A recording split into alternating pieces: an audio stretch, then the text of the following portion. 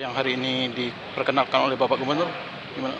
Ya, kami sangat mendukung apa yang dilakukan oleh manajer kita Bapak Padli untuk memanggil atau memberikan kesempatan kepada Nil Baizar untuk menukang Sriwijaya FC ke depan.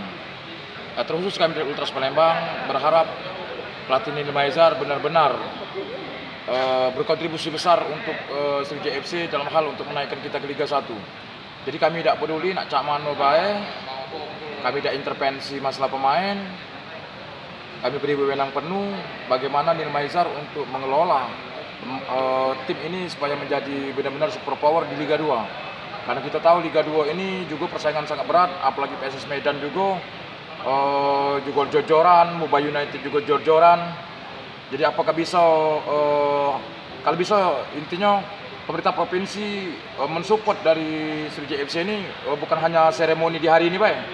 Kalau bisa memang benar-benar berkelanjutan, misalnya masalah sponsorship. Kita tahu bahwa SFC ini ketar-ketir masalah sponsorship.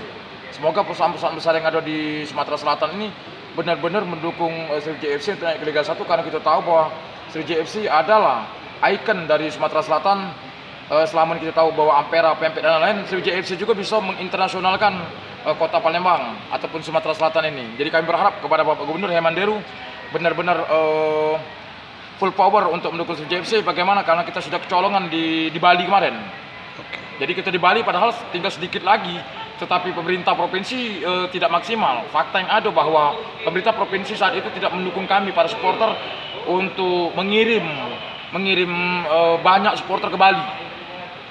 Jadi untuk ke depan benar-benar Bapak Gubernur dengan di bawah komando dari manajer Bapak Padli benar-benar memikirkan Sriwijaya FC ini jangan sampai kita stagnan di Liga 2 ataupun turun di Liga 3. Jadi sangat memalukan apabila kita memang benar-benar tidak masuk Liga 1. Bagaimana sejarah dari Sriwijaya FC adalah benar-benar sebagai tim yang super power yang selama ini di Liga 1.